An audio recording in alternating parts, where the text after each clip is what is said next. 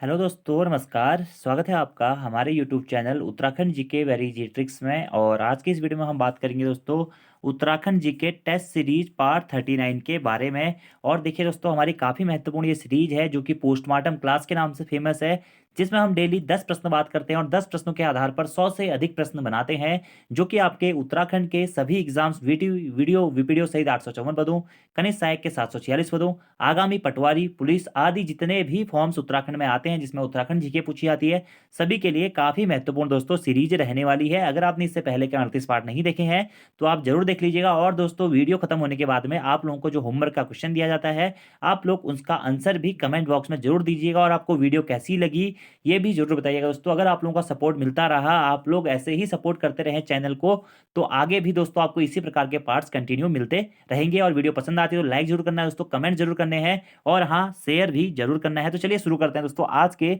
इस पार्ट 39 के बारे में। और आज का हमारा पहला प्रश्न है, किस अभिलेख से बंगाल के पाल शासक धर्मपाल द्वारा गढ़वाल पर आक्रमण करने की जानकारी मिलती है? कालसी अभिलेख, पांडुकेश्वर अभिलेख, नालंदा अभिलेख या बागेश्वर अभिलेख? तो बंगाल के पाल शासक धर्मपाल द्वारा गढ़वाल पर आक्रमण करने की जानकारी मिलती है नालंदा अभिलेख से। तो ऑप्शन नंबर सी दोस्तों इसका राइट आंसर हो जाएगा। नालंदा कहाँ है दोस्तों? ये बिहार में स्थित है नालंदा। और उसी नालंदा के अभिलेख से हमें बंगाल के पाल शासक धर्मपाल द्वारा गढ़वाल राज्य पर आक्रमण करने की जानकारी भी मिलती है। अब ये जो पाल शासक थे दोस्तों, ऐसा माना जाता है कि निंबर वंश, उत्तराखंड में जो निंबर वंश था, निंबर वंश के द्वारा, जो कि कार्तिकेयपुर राजवंश की एक शाखा मानी जाती है, निंबर शाखा, तो निंबर शाखा के द्वारा इन पालों से संधि की गई थी। इसके भी प्रमाण हमें नालंदा अभिलेख के ही मिलते हैं। अब कुछ अन्य अभिलेखों के बारे में बात कर लेते हैं दोस्तों। कालसी अभिलेख कहाँ है? कालसी दोस्तों देहरादून में स्थित है कालसी नामक स्थान। और कालसी अभिलेख की खोज किसने करी थी? 1860 में जॉन फॉरेस्टर द्वारा कालसी अभिलेख की खोज की गई थी। इस अभिलेख को दोस्तों उत्तराखंड का सबसे प्राचीन अभिलेख कहा जाता है। और इस जो एक कालस्य अभिलेख है, यह अशोक का अभिलेख है, जो कि 257 ईस्वी पूर्व हमें मिला है। या मौर्य राजवंश से संबंधित अभिलेख के रूप में भी इस कालस्य अभिलेख को जाना जाता है। इस अभिलेख में उत्तराखंड के निवासियों को पुलिंद कहा गया है और इस पूरे क्षेत्र को दोस्तों अप्रांत कह के संबोधित किया गया है। एक काफी महत्वपूर्ण प्रश्न जो कालस्य अभिलेख से पूछा जाता रहा है दोस्तों, कि कालस्य अभिलेख में कौन सी भाषा में लेख लिखे गए हैं? तो याद रखना है प्राकृत भाषा में। प्राकृत भाषा में इसमें लेख लिखे गए हैं। बहुत सारी लिपि किताबों में दोस्तों पाली भाषा दिया गया है, तो प्राकृत भाषा में लेख लिखे हैं। आपको याद रखना है प्राकृत है सही आंसर। और कौन सी लिपि में लेख लिखे गए हैं पूछा जाएगा, तो ब्राह्मी लिपि में इसमें लेख लिखे गए। कौन सी? ब्राह्मी लिपि में। भाषा पूछेगा तो प्राकृत, लिपि पूछेगा तो ब्राह्मी। कालसी कौन कौन सी नदियों के संगम पर स्थित है दोस्तों? तो कालसी यमुना और टॉन्स नदियों के संगम पर स्थित है। कहाँ पे? देहरादून जनपद में, जिसे उत्तराखंड का सबसे प्राचीन अभिलेख के नाम से जाना जाता है। और अशोक या मौर्य राजवंश के अशोक से संबंधित अभिलेख के रूप में भी कालसी अभिलेख को ही जाना जाता है। इतने पॉइंट आपको जरूर यहां से नोट डाउन करने हैं। अगला है हमारा दोस्तों क्या? पांडुकेश्वर अभिलेख। तो पांडुकेश्वर नामक स्थान हमारा कहाँ है? उत्तराखंड में चमोली जनपद में स्थित है पांडुकेश्वर नामक स्थान। और यह अभिलेख किसके द्वारा खोजा गया था?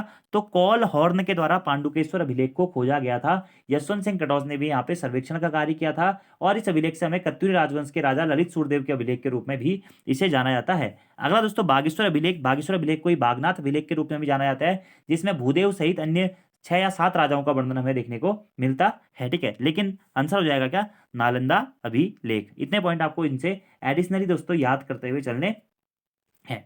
आगे बढ़ते हैं। दूसरा हमारा प्रश्न है कि तराई भाबर को या तराई भाबर क्षेत्र को मुख्यतः किस जनजाति का गढ़ माना जाता है? ऑप्शन है थारू, बोक्सा, राजी या ए और बी दोनों। तो तराई भाबर क्षेत्र को दोस्तों मुख्यतः थारू और बोक्सा जनजाति के गढ़ के रूप में भी जाना जाता है।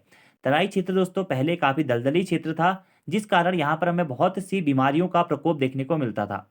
इन बहुत सारी बीमारियों के होने के बावजूद दोस्तों यहाँ पर थारू और बोक्सा जनजाति के लोग बिना किसी बीमारी के रह लेते थे। इसी कारण इस क्षेत्र को तराई या भाबर क्षेत्र को थारू और बोक्सा जनजाति के गढ़ के रूप में जाना जाता है। और बहुत सारी बीमारियां उपजने के कारण ही इस तराई भाबर क्षेत्र को रोग भूमि क्षेत्र के नाम से भी जाना जाता था। अब तराई क्षेत्र में मलेरिया का भी दोस्तों हमारा काफी अधिक ये प्रकोप होता था, लेकिन थारू और बोक्सा लोगों को उस मलेरिया से भी कोई फर्क नहीं पड़ता था, जिस कारण दोस्तों थारू लोगों को मलेरिया प्रूफ मानव भी कहा गया है। तो मलेरिया प्रूफ मानव थारुओं को कहते हैं। जबकि दोस्तों एटकिंसन ने जो तराई भाबर वाला क्षेत्र है इसे मृत्यु भूमि की संज्ञा भी दी है। अब बात आती है कि तराई क्षेत्र क्या होता है दोस्तों, भाबर क्षेत्र क्या होता है। आप लोगों को पता होगा कि जब नदियां हिमालय से बहते हुए या ऊपर से बहते हुए नीचे मैदानों की ओर को आती है तो अपने साथ में कई सारे अवशेष, मिट्टी, पत्थर, कंकड़, बालू वगैरह वगैरह लेके आती है, ठीक है। तो अपने साथ में नदियां जो भी महीन मिट्टी या पतली मिट्टी वाला जो भी अवसाद लेके आती है वह तराई क्षेत्र में बिछाती है। बाकी जो भी कंकड़ पत्थर वाले क्षेत्र लेके आती है वो भाबर क्षेत्र में बिछाते हुए चलती है, ठीक है। तो वही होता है तराई भाबर क्षेत्र की नदियों द्वारा लाया गया जो भी अवशेप होते हैं उससे जो बने क्षेत्र होते हैं वह तराई भाबर वाला क्षेत्र होता है। नदियों के द्वारा जो भी बड़े बड़े कंकड़ पत्थर, इरोड़ा वोड़ा लाया जाता है या मोटी मिट्टी लाई जाती है उसे भाबर क्षेत्र में बिछाया जाता है। इस कारण भाबर क्षेत्र हमारा उपजाऊ नहीं होता है, कम उपजाऊ होता है दोस्तों, बहुत कम उपजाऊ होता है। और भाबर क्षेत्र में जो नदियां होती है हमारी वह लुप्त हो जाती है क्योंकि नदियां उन कंकड़ पत्थरों के अंदर से बहकर फ्लो होती है। जबकि तराई क्षेत्र कृषि हेतु दोस्तों काफी उपयुक्त माना जाता है। तराई क्षेत्र में ही पाताल तोड़ कुएं भी पाए जाते हैं जो कि यूकेपीएससी 2016 में पूछा जा चुका है। तराई क्षेत्र कृषि हेतु भी उपयुक्त है। तराई क्षेत्र दोस्तों नहरों हेतु भी काफी प्रसिद्ध माना जाता है, खेती हेतु भी, क्योंकि यहाँ पे महीन मिट्टी से बना ये क्षेत्र होता है जिस कारण यहाँ पर होने वाली खेती बहुत ही उत्कृष्ट खेती के रूप में जानी जाती है। अधिकतर दोस्तों जो हमारा तराई भाबर वाला क्षेत्र है उत्तराखंड में एक पतली पट्टी के रूप में जाना जाता है। अधिकतर जो भाग होता है तराई भाबर का वह उधम सिंह नगर जनपद में आता है। उधम सिंह नगर जनपद में सर्वाधिक तराई भाबर वाला क्षेत्र है।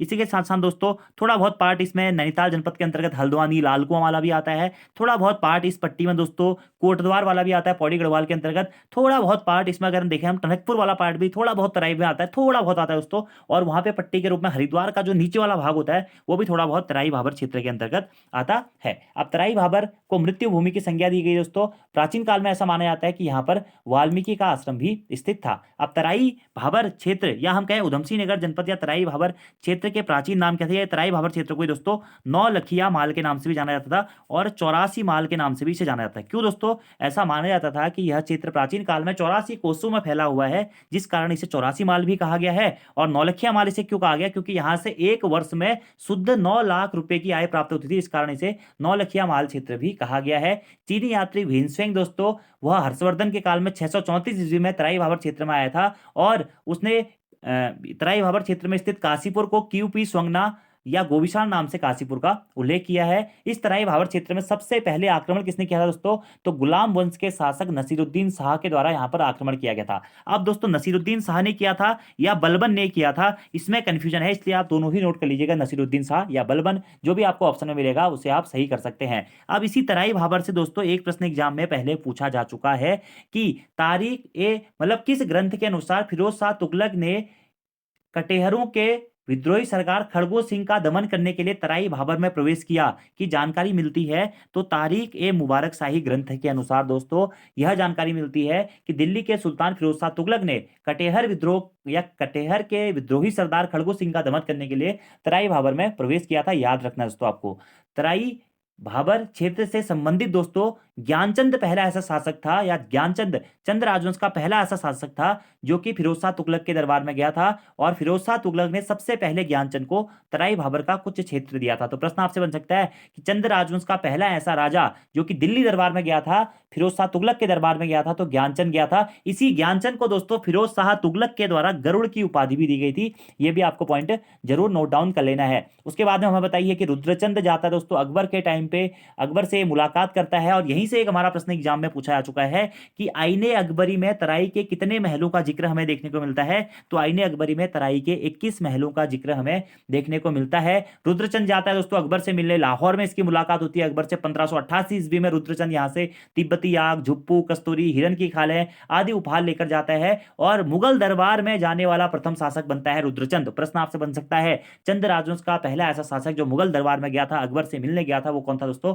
वो था रुद्रचंद। और इसी रुद्रचंद से खुश होकर अकबर ने फरमान जारी कर दिया कि भाई जे रुद्रचंद ले पकड़ 84 माल का परगना पकड़, खुश रहे, आज से ही तेरा परगना है, ठीक है। 84 माल परगने के नाम से उस टाइम पे जाना जाता था। बाकी दोस्तों काफी बड़ा इतिहास है तराई भाबर का जिसे हम कभी बाद में बात करेंगे, लेकिन फिलहाल कुछ चीजें बात कर देते हैं कि तराई जनपद का गठन कब हुआ। 1842 में दोस्तों तराई जनपद का गठन होता है। एक्चुअलिटी में आपको यही डेट याद रखनी है। बहुत सारी किताबों में 1841 या 1862 भी दिया गया, 1841 तो आप काट दीजिएगा दोस्तों। अगर आपसे पूछा जाता है तराई जनपद का गठन 1842 में, अगर आपसे पूछा जाता है कि तराई जनपद का पुनर्गठन कब हुआ तो तब आप 1862 को सही कर सकते हैं, ठीक है। तराई भाबर के शेर के रूप में किसे जाना जाता है, हेनरी रैमजे को दोस्तों, क्योंकि सर्वाधिक अगर हम कहें तराई भाबर का विकास किसने किया तो होता जाता है हेनरी रैमजे ने, क्योंकि हेनरी रैमजे के द्वारा ही दोस्तों यहाँ पर अत्यधिक नहरों का जाल बिछाया गया, नहरों का जाल यहाँ पे बिछाया गया। या तराई क्षेत्र का सर्वाधिक विकास या तराई में नहरों का जाल बिछाने का श्रेय भी हेनरी रैमजे को ही जाता है। हेनरी रैमजे के द्वारा ही दोस्तों तराई इंप्रूवमेंट फंड की स्थापना की जाती है। कब?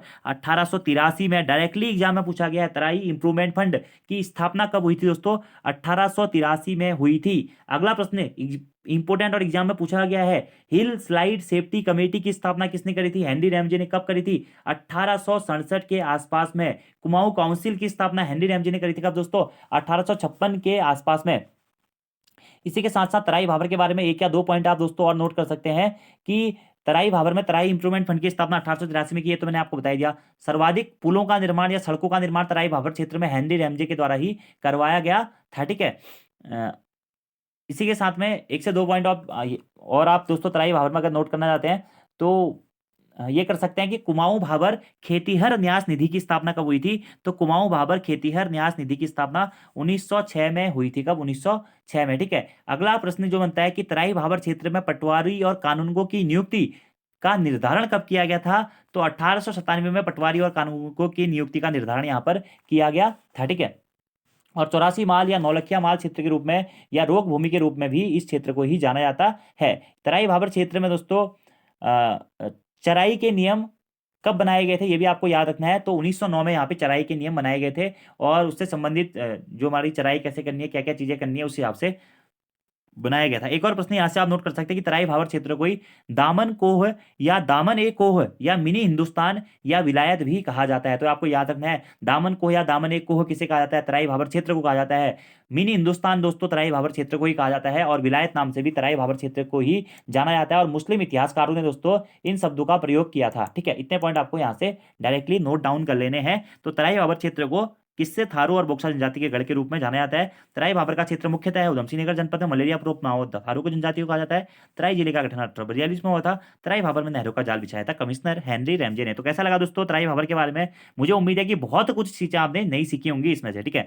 तो दोस्तों आपको इसी प्रकार से नया सीखना है तो वीडियो को शेयर आपको जरूर करना है। इसी के साथ साथ दोस्तों आपको एक चीज और मैं बता देना चाहता हूं कि हमारा नया ऑनलाइन कोर्स शुरू हो रहा है 1 मार्च से। अगर आप इस कोर्स से जुड़ना चाहते हैं, उत्तराखंड और हिंदी का हमारा एक कोर्स रहेगा दोस्तों, पेड कोर्स रहेगा, जिसमें आपको उत्तराखंड और हिंदी काफी डिटेल्स में पढ़ाई जाएगी। और अगर आप इस कोर्स से जुड़ना चाहते हैं, उत्तराखंड को आप कंप्लीटली अच्छे नोट्स बनाना चाहते हैं या अपनी उत्तराखंड स्टॉक करना चाहते हैं, आगे भी आपके पटवारी पुलिस भर्ती के एग्जाम आने वाले हैं, 854 पद या कनिष्ठ सहायक के 746 पदों हेतु भी आपका ये कोर्स बहुत ही इंपोर्टेंट रहेगा। तो अगर आप इस कोर्स से जुड़ना चाहते हैं तो हमसे व्हाट्सएप पर संपर्क कर सकते हैं 7417540616 नंबर पर। ज्यादा जानकारी आपको नीचे डिस्क्रिप्शन बॉक्स में मिल जाएगी। अगर आप उत्तराखंड और हिंदी से जुड़ना चाहते हैं तो जुड़ सकते हैं दोस्तों, कोई जबरदस्ती नहीं है यार, ऐसी कोई बात नहीं कि अगर आप नहीं जुड़ेंगे तो कोई गलत हो जाएगा। लेकिन अगर आपको अच्छे से पढ़ना है, अच्छे परफेक्टली नोट्स बनाने हैं तो आप जरूर जुड़ सकते हैं, काफी डीप हम उसमें पढ़ने वाले हैं। अगला और तीसरा हमारा प्रश्न है दोस्तों कि मोटेश्वर महादेव मंदिर उत्तराखंड में कहां स्थित है या मोंटेश्वर महादेव मंदिर के नाम से भी इसे जाना जाता है। तो मोंटेश्वर महादेव मंदिर दोस्तों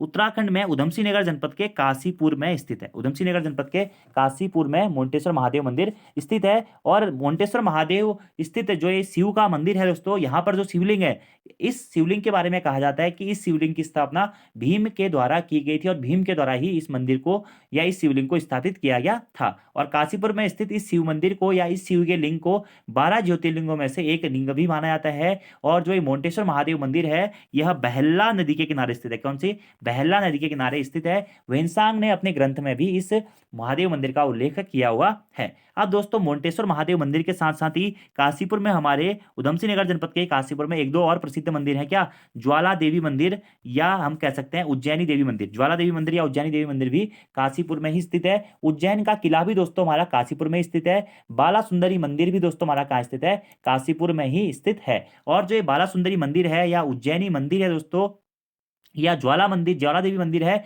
इस मंदिर का निर्माण किसके द्वारा किया गया था? तो औरंगजेब के द्वारा दोस्तों इस मंदिर का निर्माण किया गया था। और यह मंदिर कौन सी शैली में बना हुआ है? तो मुगल शैली में बना हुआ यह मंदिर है। और प्रसिद्ध चैती मेला दोस्तों चैत्र माह में जो लगता है, कहाँ लगता है? बाला सुंदरी मंदिर में ही लगता है। और चैती मेला फेमस है बोक्सा जनजाति के मेले के रूप में। कहाँ लगता है? काशीपुर उधमसिंह नगर जनपद में चैती मेले का आयोजन किया जाता है। बाला सुंदरी मंदिर के परिसर में लगता है। चैती मेले का आयोजन कब किया जाता है दोस्तों? जो चैत्र माह में इसका आयोजन किया जाता है। आपको इतने पॉइंट, मोंटेश्वर महादेव मंदिर या फिर ज्वाल्पा देवी मंदिर कहें, या हम कहें चैती देवी मंदिर कहें, या कहीं बाला सुंदरी देवी मंदिर, ये हमारे काशीपुर में ही स्थित है।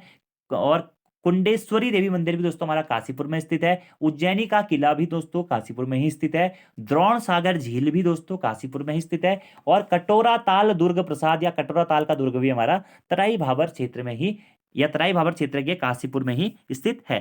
काशीपुर का वर्णन गोविशाण के रूप में किसने किया दोस्तों? वेनसांग ने किया है। पहचान किसने करी है? कन्निंगम ने करी है। इसके बारे में भी कभी हम बाद में डिटेल्स में बात करेंगे। तो आपको यहाँ पे याद रखना है, ज्वाल्पा देवी मंदिर या ज्वाला देवी मंदिर काशीपुर में स्थित है।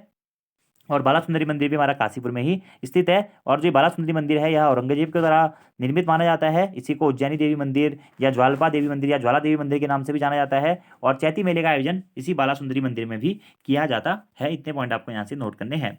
अगला दोस्तों हमारा चौथा प्रश्न है, कुमाऊं या सरकार द्वारा कुमाऊं आयरन वर्क्स कंपनी को पट्टे पर दिए गए वन की सुविधा को किस वर्ष समाप्त कर दिया गया था? दोस्तों ये प्रश्न मेरे को थोड़ा सा इंपॉर्टेंट लगा, क्योंकि आजकल अधीनस्थ सेवा चयन आयोग का जो पैटर्न है वह इसी प्रकार के प्रश्न एग्जाम में पूछ रहा है। तो अच्छा प्रश्न है, आपको जरा ध्यान से देखना है, ठीक है, कि सरकार द्वारा कुमाऊं आयरन वर्क्स कंपनी को पट्टे पर दिए गए वन की सुविधा को किस वर्ष समाप्त किया गया था? तो इसका आंसर हो जाएगा दोस्तों कब? 1890 में। तो ऑप्शन नंबर डी इसका आपका बिल्कुल राइट आंसर हो जाएगा। देखिए आप लोगों ने पढ़ा होगा दोस्तों कि 1862 में कमिश्नर हेनरी रैमजे के द्वारा कुमाऊं आयरन वर्क्स कंपनी की स्थापना की जाती है। इस कंपनी को वन नियमों में छूट दी गई थी और ईंधन की अपनी आवश्यकता की पूर्ति के लिए बिना किसी रोक टोक के पेड़ों को काटने की सुविधा भी दी गई थी। लेकिन दोस्तों इसके बाद में सन 1890 में सरकार द्वारा कुमाऊं वर्क्स कंपनी को पट्टे पर दिया गया तथा पट्टे पर दिए गए वन की सुविधा को समाप्त कर दिया गया। कब?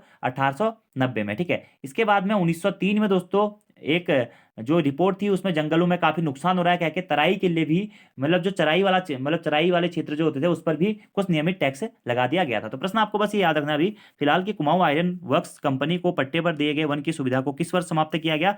1890 में समाप्त किया गया था। और कुमाऊं आयरन वर्क्स कंपनी की स्थापना कब हुई थी? 1862 में। पट्टे पर कब दिया गया था? 1862 में। समाप्त कब किया गया? 1890 में। अगला हमारा प्रश्न है दोस्तों, वह पहला चंद राजा या चंद शासक जिसने नेपाल पर आक्रमण किया था कौन था? तो काफी इंपोर्टेंट प्रश्न है दोस्तों। वो था गरुड़ ज्ञानचंद, रुद्रचंद, भारती चंद या बाज बहादुर चंद। तो नेपाल पर या हम कहें डोटी राज्य पर आक्रमण करने वाला या डोटी राज्य पर सफल आक्रमण करने वाला प्रथम चंद शासक कौन था? वो था दोस्तों भारती चंद, जो कि चंद राजवंश का 35वां शासक था। और चंद राजवंश के शासक विक्रम चंद के पुत्र के रूप में भी इसे जाना जाता है। और भारती चंद ही दोस्तों चंद राजवंश का पहला स्वतंत्र शासक भी हुआ था। और संपूर्ण कुमाऊं का पहला चंद शासक के रूप में भी भारती चंद को ही जाना जाता है। भारती चंद ने दोस्तों, आपको पता होगा कि डोटी के शासकों को पहले चंद राजवंश के राजा टैक्स दिया करते थे। उसके बाद में भारती चंद ने क्या किया दोस्तों? डोटी राज्य पर आक्रमण कर दिया और डोटी राज्य को टैक्स देने से मना कर दिया। यानी कि इसी कारण कहा जाता है कि डोटी या नेपाल पर आक्रमण किसके द्वारा किया गया था? सबसे पहले तो भारती चंद के द्वारा ही किया गया था। और डोटी पर आक्रमण या नेपाल पर जब इसने दोस्तों आक्रमण किया था तो 12 वर्षीय युद्ध चला था। कौन सा? तो 12 वर्षीय युद्ध किस चंद शासक के समय पर हुआ? प्रश्न आपसे बन सकता है। या डोटी के साथ 12 वर्षीय युद्ध कब हुआ था? तो भारती चंद के समय पर हुआ था, ठीक है। इसकी डेट क्या थी दोस्तों? ये तो फिक्स नहीं मिलता है, लेकिन 1437 से लेकर 1477 के बीच में जब भारती चंद का शासनकाल था उसी टाइम पे हमारा ये युद्ध हुआ था। भारती चंद के द्वारा ही दोस्तों सीरा या डीडीहाट नामक स्थान को नेपाल के द्वारा अपने शासन में मिला दिया गया था और इसे पर्वत ड्योटी का नाम दिया गया था। तो आपसे प्रश्न बन सकता है कि जो मल्लवंशी राजा थे या मल्लवंशी राजाओं के द्वारा सीरा या डीडीहाट को अपने राज्य में मिलाकर क्या नाम दिया गया था? पर्वत डोटी का देश नाम दिया गया था। और उसी सेरा मतलब जो हमारा सीरा वाला क्षेत्र था या डीडीहाट के आसपास का क्षेत्र था उसे उस टाइम पे डोटी साम्राज्य की स्थापना की गई थी और पर्वत डोटी क्षेत्र के रूप में भी उसे जाना जाता था। अब दोस्तों जब नेपाल पर आक्रमण किया भारती चंद ने तो 12 वर्षीय युद्ध हुआ। इस 12 वर्षीय युद्ध से हमारा एक काफी प्रश्न महत्वपूर्ण जुड़ा रहता है नायक जाति की उत्पत्ति को लेकर। तो देखिए अब भारती चंद दोस्तों 12 वर्षों तक युद्ध कर रहा है तो भारती चंद की सेना भी रही होगी, सेना में पुरुष लोग रहते थे, आपको बताइए, ठीक है। तो 12 वर्षों तक जो ये पुरुष थे ये दिन में तो युद्ध लड़ते थे, अब शाम को ये क्या करे या रात को ये क्या करे, तो इन्होंने क्या किया, इसके या डोटी क्षेत्र के जो आसपास की महिलाएं थी उनके साथ में अपने शारीरिक संबंध बनाने शुरू कर दिए, और भारतीय चंद के सैनिकों के द्वारा उसके उस क्षेत्र में जो भी मतलब महिलाएं रहती थी उनके साथ उसने शारीरिक संबंध बनाए, और उस शारीरिक संबंध के पश्चात दोस्तों उनके जो पुत्र हुए, उन महिलाओं के जो पुत्र हुए, उन्हीं को नायक जाति नाम दिया गया। और वैश्याकृति कार्य का मतलब जो भी शुरू हुआ था वह किसके टाइम पे हुआ था, नायक जाति की उत्पत्ति भी भारतीय चंद के समय पर ही हुई थी, ये भी आपको याद रखना है। भारतीय चंद की जो सैनिक थे उनके द्वारा उस क्षेत्र के आसपास रहने वाली महिलाओं के साथ शारीरिक संबंध बनाए गए थे, और शारीरिक संबंध के बाद में जिनकी उत्पत्ति हुई या जिनके जो भी लोग पैदा हुए थे तो उन्हें नायक जाति के नाम से जाना जाने लगा। इस नायक जाति का दोस्तों एक संशोधन आपने पढ़ा होगा, बाद में जाके नायक सुधार समिति की स्थापना होती है, नायक सुधार अधिनियम बनाया जाता है 1928 में। और जो ये नायक जाति थी यह किस लिए फेमस थी दोस्तों, अपने वैश्याकृति कार्य के लिए ये काफी फेमस रही थी। ठीक है, भारतीय चंद का वर्णन हमें दोस्तों हुड़ैती ताम्रपत्र में भी देखने को मिलता है, जिसमें भारतीय चंद के द्वारा एक गांव को दान देने का वर्णन किया गया है। भारतीय चंद के समय पे दोस्तों हमें ये कटकू नौला जो क्षेत्र है उसके बारे में पता चलता है, या गंगोली हाट वाला क्षेत्र भी कुछ इसने अपने समय पर जीता था, जिसके बारे में हम कभी बाद में बात करेंगे। ठीक है, तो इतने पॉइंट याद रखने हैं। नेपाल पर आक्रमण किया था किसने, भारतीय चंद ने।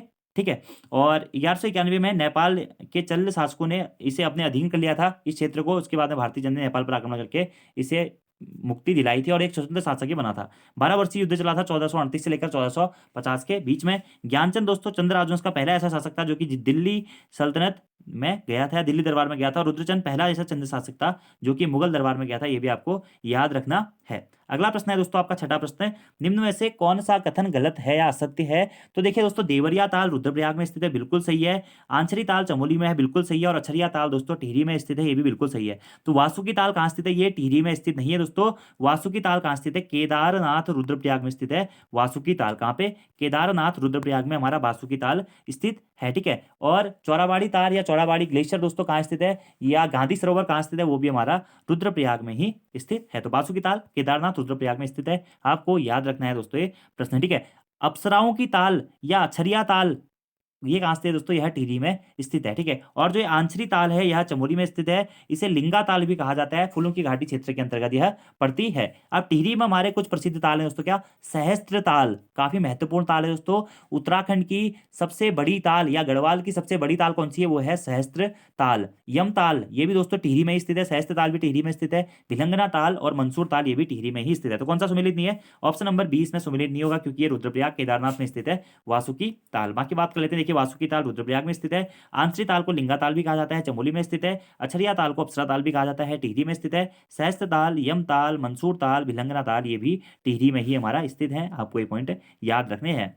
अगला हमारा प्रश्न है दोस्तों कि निम्नलिखित कथनों में से कौन सा कथन असत्य है। देखिए दोस्तों, बहुत बार जन्म दिवस से संबंधित प्रश्न एग्जाम में पूछ लिए जाते हैं, इसलिए आपको याद रखना है कि कौन सा कथन असत्य है। चंडी प्रसाद भट्ट जी का जन्म 23 जून 1934 को चमोली में हुआ था। सुंदरलाल बहुगुणा जी का जन्म 9 जनवरी 1927 को टिहरी में हुआ था। माधव आशीष का जन्म 1920 में इंग्लैंड में हुआ था। गिरीश तिवारी गिरदा का जन्म 10 सितंबर 1948 अल्मोड़ा में हुआ था। सुमित्रा अंदर पंत जी का जन्म 20 मई 1900 को कौसानी में हुआ था। कौन सा सुमेलित नहीं है, या सॉरी कौन सा कथन गलत है ये पूछा गया है। तो गिरीश तिवारी गिरदा वाला कथन दोस्तों इसमें असत्य है। क्यों, क्योंकि गिरीश तिवारी गिरदा का जन्म 1945 में ना होकर दोस्तों कब हुआ था, 1948 में ना होकर 1945 में गिरीश तिवारी गिरदा जी का जन्म हुआ था। कहाँ, अल्मोड़ा में ही हुआ था 1945 में इनका जन्म। जबकि चंडी प्रसाद भट्ट एक पर्यावरणविद हैं, इनका जन्म 23 जून 1934 को चमोली में हुआ था।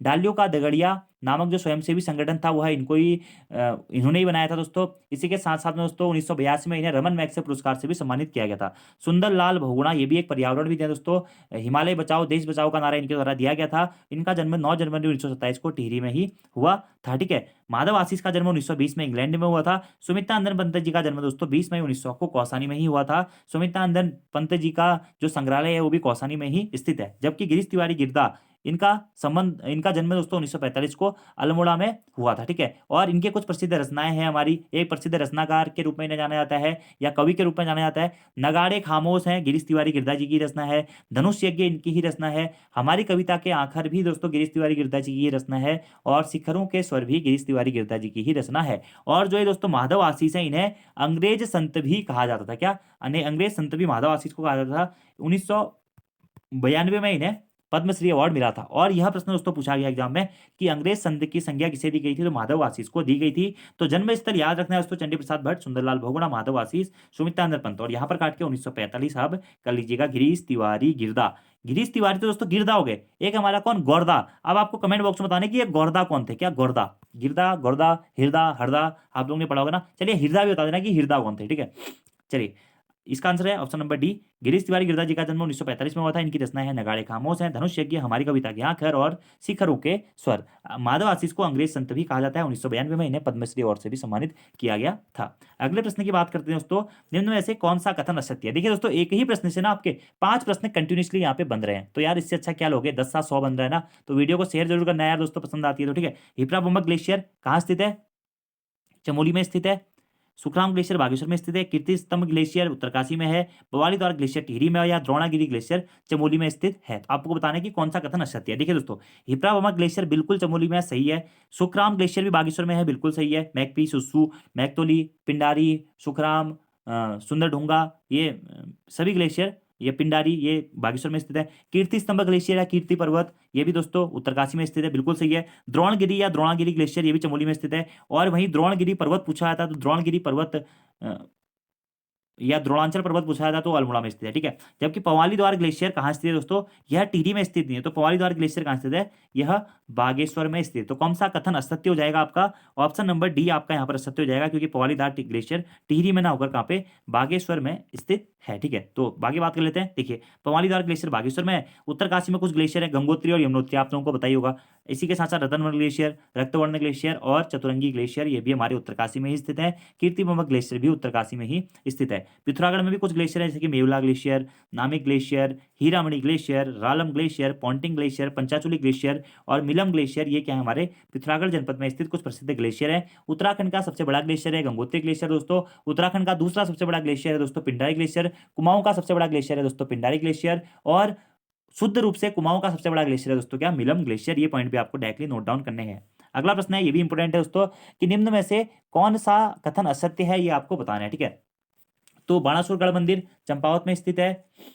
चंद्रबदनी मंदिर दोस्तों देहरादून में स्थित है। विश्वनाथ मंदिर उत्तरकाशी में स्थित है। मकर वाहिनी गंगा मंदिर हरिद्वार में स्थित है। या फिर नैना देवी मंदिर दोस्तों हमारा नैनीताल में स्थित है। इसमें से आपको बताना है कि कौन सा कथन असत्य है। देखिए दोस्तों, चंद्रबनी मंदिर कहाँ है, देहरादून में है। इसी को गौतम कुंड के नाम से भी जाना जाता है, क्या, गौतम कुंड। और दूसरा है दोस्तों हमारा क्या, चंद्रबदनी मंदिर, चंद्रबदनी मंदिर। ये चंद्रबदनी मंदिर कहाँ स्थित है, यह टिहरी गढ़वाल में स्थित है। दोनों में कंफ्यूज नहीं होना है दोस्तों। चंद्रबनी मंदिर जिसे गौतम कुंड के नाम से भी जाना जाता है, वह देहरादून में स्थित है। और चंद्रबदनी मंदिर दोस्तों टिहरी गढ़वाल जनपद में स्थित है। मकर वाहिनी माता गंगा मंदिर हरिद्वार में स्थित है, बिल्कुल सही है। विश्वनाथ मंदिर दोस्तों उत्तरकाशी में स्थित है। और नैना देवी मंदिर भी नैनीताल में स्थित है। तो कौन सा कथन सत्य है, ऑप्शन नंबर ए दोस्तों हमारा सत्य है, क्योंकि बाणासुर गढ़ मंदिर चंपावत में स्थित नहीं है। तो बाणासुर का गढ़ मंदिर कहाँ स्थित है, यह गुप्त काशी रुद्रप्रयाग जनपद में स्थित है बाणासुर का गढ़ मंदिर। वहीं दोस्तों अगर आपसे पूछा जाता है कि बाणासुर का किला कहाँ स्थित है, बाणासुर का किला कहाँ स्थित है, तब आपको मारना था आंसर क्या, चंपावत। किला पूछेगा तो चंपावत, और बाणासुर का